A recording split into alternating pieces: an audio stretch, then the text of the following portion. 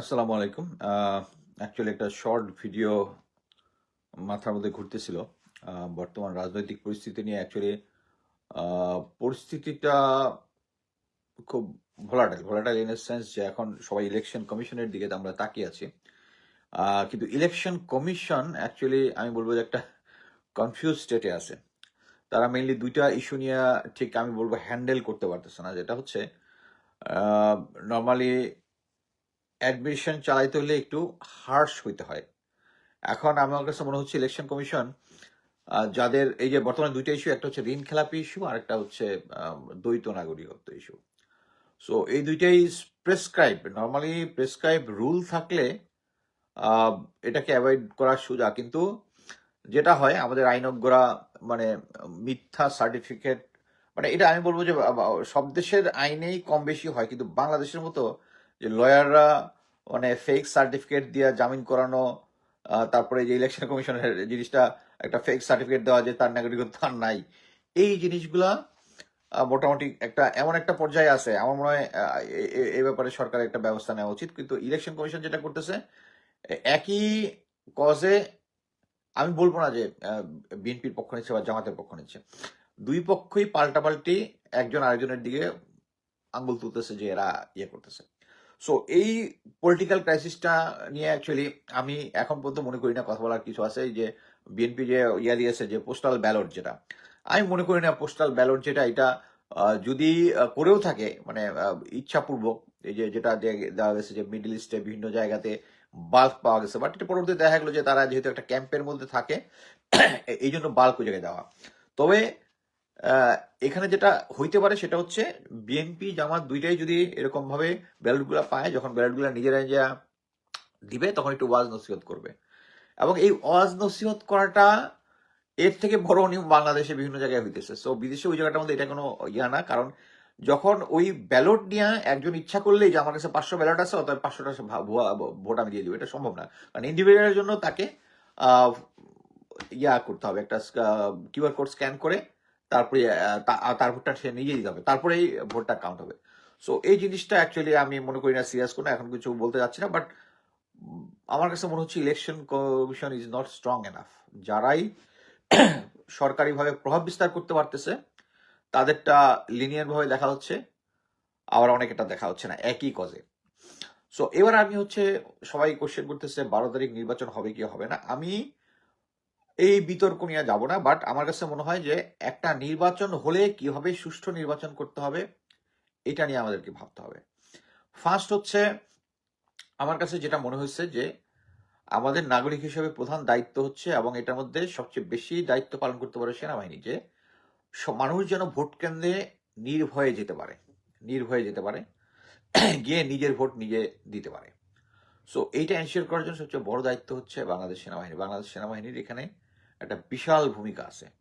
এবং বাংলাদেশ সেনাবাহিনী নিয়ে লোকজন আহ, যে সমস্ত প্রোপাগান্ডা করে, অনেকে বলবেন যে আপনিও তো করেন, আমি করি না, আমি জেনারেল ওয়াকার এবং কমান্ড নিয়ে করি। সেনাবাহিনী এখনো সেই সেনাবাহিনী আছে, এবং আমি মনে করি জুনিয়র অফিসার যারা আছে তারা নির্বাচনের সময়, আমি এর আগের ইয়াতে বলেছি যে সেনাবাহিনীতে কখনোই একটা অনৈতিক আদেশ সিও বা কমান্ডার আপনাকে দিবে না আনলেস সে শিওর হবে যে এটা অ্যাভয়েড বাই করবে। So as a bulk general Aziz, যে হারিস জোসেফের ভাই, সে যেটা করছিল সেটা হচ্ছে যেখানে ১ লাখের উপরে ডিপ্লয় হওয়ার কথা এক সৈনিক, সেখানে সে শুধু ৩০,০০০ কি করছে, তার সুইটেবল লোকজনকে বাছাই করা, যারা একদম লয়ালিটি পরীক্ষায় পাশ করা, এদের কমান্ডারকে দিয়ে তাদেরকে গ্রাউন্ডে পাঠিয়েছে। বাট এখন এত বড় একটা ইলেকশনে আমি শিওর যে এখানে অবশ্যই ১ লাখের উপরে ডিপ্লয় থাকতে হবে। ১ লাখের উপরে। এখন জনবল বৃদ্ধি পেয়েছে। আমরা যখন ছিলাম তখনই 90,000 প্লাস ডিপ্লয়মেন্ট হতো, 90,000 প্লাস। সো এখন কলেবরে আরো বৃদ্ধি পেয়েছে, অতএব এটা ১ লাখ প্লাস হবে সময়ের বিবর্তনে। এর কম যদি হয় তাহলে বুঝতে হবে যে সেনাবাহিনীর সদিচ্ছার অভাব আছে।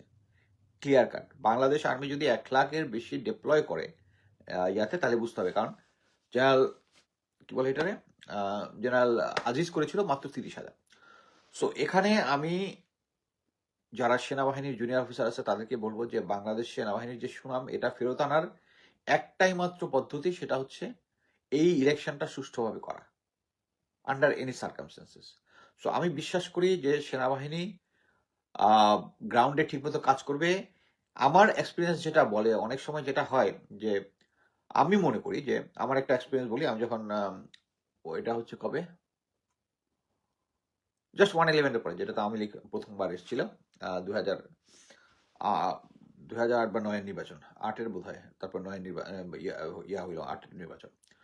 ওই নির্বাচনে আমি ছিলাম দিরাই সাল্লাহ। ওটা ছিল হচ্ছে কার, ওই যে কালো বিড়াল খ্যাত, হ্যাঁ, আওয়ামী লীগের চিরঞ্জিত সেনগুপ্তর।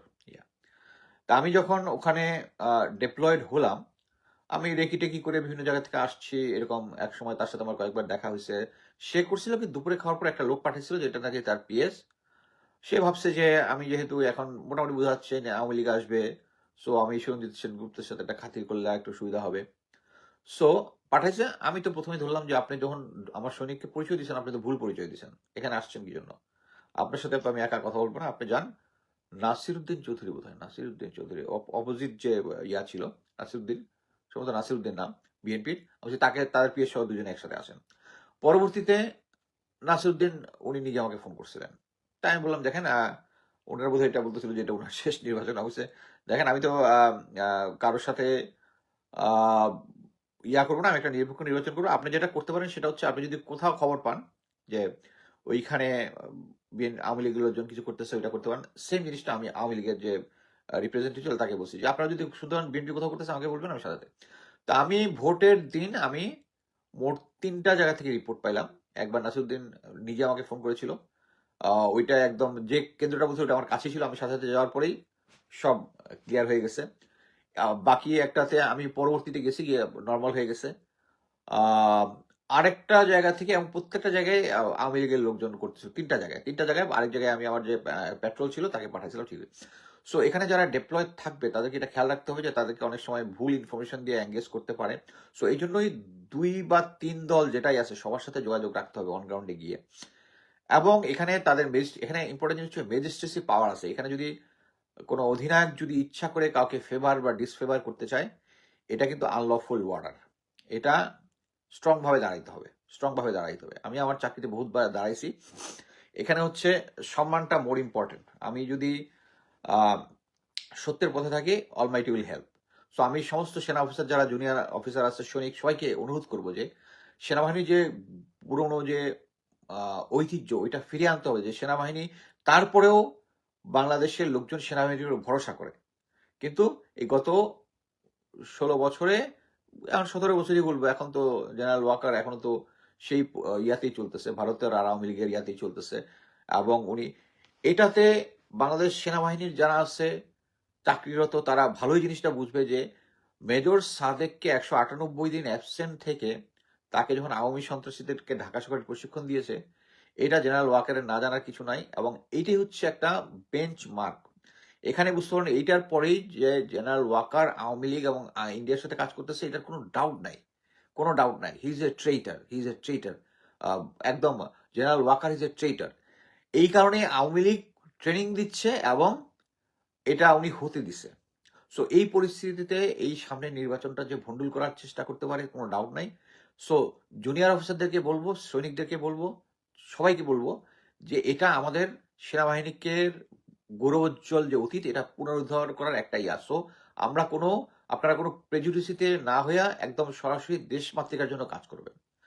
আর জনগণের পক্ষ থেকে আমি বলতেছি যে রাজনৈতিক দলগুলো, আমার কাছে যেটা মনে হচ্ছে যে, আমি দেখলাম বিএনপি নমিনেশন দিয়েছে প্রায়, এটা একটা ডাটা দেখলাম, 83% সবাই হচ্ছে কোটিপতি। সো যাদের মানি পাওয়ার আছে এবং মাসল পাওয়ার আছে, বিএনপি শুধু তাদেরকে দিছে, আমি এটা দেখছি। জামাতে ইসলাম, এটা নিয়ে আমার বিশাল ডিটেলস স্টাডি নাই, বাট আমার কাছে মনে হয়েছে যে তাদের মানির থেকে হচ্ছে, তাদের যেহেতু ক্যাডার বেসড, তাদের কর্মী বাহিনী আছে, এবং সবচেয়ে ইম্পর্টেন্ট জিনিস হচ্ছে বিএনপির যারা আছে তারা, আমি আরেকটা ইয়াতে বলছি যে আওয়ামী লীগ চলে যাওয়ার পরে আওয়ামী লীগের যে জায়গাগুলো ছিল প্রতিটা উপজেলা লেভেলে, এটা কিন্তু বিএনপির লোকজন এসে বসে গেছে এখানে। বিএনপি লোক এবং জনগণ এটা দেখতেছে। বাট আওয়ামী লীগে বিএনপি জামাতের যারা আছে, বাট জামাতের যারা আছে তারা কিন্তু ক্যাডার বেস, তারা কিন্তু আনএমপ্লয়েড না। এই জিনিসটাই হচ্ছে সবচেয়ে বড় জিনিস হচ্ছে, যারা রাজনীতি করে এবং তার কোনো এমপ্লয়মেন্ট নাই, স্টেডি ইনকাম নাই, তারা চাঁদাবাজি করবেই, চাঁদাবাজি করবেই, তারা এই জিনিসটা করবেই। বিএনপি যতই চাঁদাবাজির উপলক্ষে 100, 100, 1000-এর উপরে লোকজন আউট করে দিবে, তারপরে একটা নতুন পার্টি আইন হবে।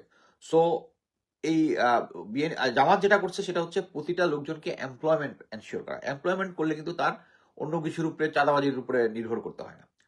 সো আমি মনে করি যে সেনাবাহিনী যেরকম গ্রাউন্ডে থাকবে এবং এই রাজনৈতিক দলগুলোকে এবং নাগরিকদেরকে প্রতিটা উপজেলা লেভেলে তাদেরকে একজোট হইতে হবে, যে কোথাও যদি কোনো এরকম এই যে গত 3টা নির্বাচনের মতো আগের থেকে ভোট করা, এবং সরকারি কর্মকর্তা কর্মচারী যারা ভোটে থাকেন আগের রাতে ভোট ঢুকায় রাখা বা করে, এবার যদি করেন আপনারা কিন্তু মানুষের গণপিটুনি খেয়ে মারা যাবেন, জাস্ট গণপিটুনি খেয়ে মারা যাবেন। লোকজন বাংলাদেশকে এত কিছু, এই যে হাদি হত্যা হলো, হাদি হত্যার পরে হাদির এত জনপ্রিয়তা কেন হলো? আমি মনে করলাম যে সে শুধু আমাদের যে রাজনৈতিক মানে নির্বাচনের যে ট্রেন্ড, যেটা ওটা একটা সিস্টেমকে সে চ্যালেঞ্জ করেছিল।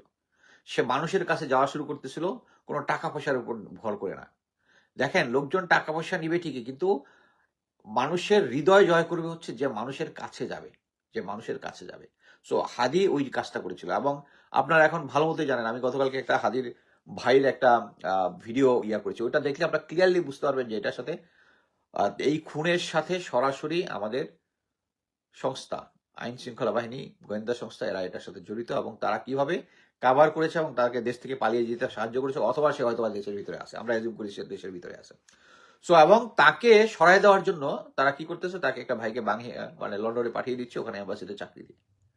এটা কারণ কি, সে হচ্ছে প্রাইম উইটনেস এই কারণে, এবং তাকে পুলিশের তরফ থেকে, আদালত থেকে যেভাবে যেভাবে তাকে করা হয়েছে, মানে তাকে ডিজাউন করা হয়েছে, বিভিন্ন জায়গায় তাকে হয়রানি করা হয়েছে, এটা ক্লিয়ারলি বোঝা যাচ্ছে যে এটা কোথাও না কোথাও এটার হাত আছে। এবং আপনি দেখেন, এটা কিন্তু সেই আওয়ামী লীগের সিস্টেম। 57 জন অফিসার যখন নিহত হয়েছিল, ওই 57 জন অফিসারের ওয়াইফদেরকে করছিল, তাদেরকে মুখ বন্ধ করা হয়েছিল কিন্তু, এবং একটা ছোট্ট সেগমেন্ট, যেটা ক্যাপ্টেন তানভীরের ওয়াইফ, মেজর তানভীরের ওয়াইফ, এই অংশটা যারা শুনে নাই তাদেরকে কিন্তু নিগৃহীত করছে সেনাবাহিনী। এবং সেম জিনিস হচ্ছে যে তাকে একটা পুরস্কার দিয়ে সরাই দেওয়া। সো আমি মনে করি যে সামনের নির্বাচনটা বাংলাদেশের জন্য একটা চ্যালেঞ্জ। ভারত, আওয়ামী লীগ তারা চেষ্টা করবে যে এই নির্বাচনটাকে প্রশ্নবিদ্ধ করতে। এটার মধ্যে আমি একটা জিনিস খুব অবাক হলাম যে আমাদের স্বরাষ্ট্রমন্ত্রী বলতেছে যে যে থানা থেকে যে সমস্ত অস্ত্র লুটপাট হয়েছে এগুলার ব্যবহার করার চান্স নাই, উনি গ্যারান্টি দিচ্ছে। উনি কিভাবে গ্যারান্টি দেয়? তাহলে আমরা ধরে নেব যারা মক করবে তারা আপনার সাথে কানেক্টেড। হ্যাঁ, এটা রিয়া হিসেবে বলছে যে বর্ডারগুলো এমন ভাবে সিল করা আছে, ওখান থেকে অবৈধ অস্ত্র আসতে পারবে না। সে এই অস্ত্রগুলো যে সব ভারতে চলে গেছে, ওই সময় আসবে, এটা আপনি শিওর কিভাবে? এটা তো আপনি শিওর কিভাবে? আপনি কি এত ইনফরমেশন জানেন? সো এইটাই পয়েন্টটা হচ্ছে, আপনি এখন বলতেছেন বর্ডার সিল হয়ে গেছে, কিন্তু হাদির হত্যাকারী বর্ডার ক্রস করে এদিক থেকে চলে যেতে পারছে, ওইটা আপনি এনশিওর করতে পারেন না। আপনি অস্ত্রটা কেমনে করবেন? জাহাঙ্গীর স্যার, আপনি মানে you are becoming funny day by day, এই জিনিসটা। সো সামনে একটাই, আমাদেরকে এই নির্বাচনটা সঠিক করতে হবে।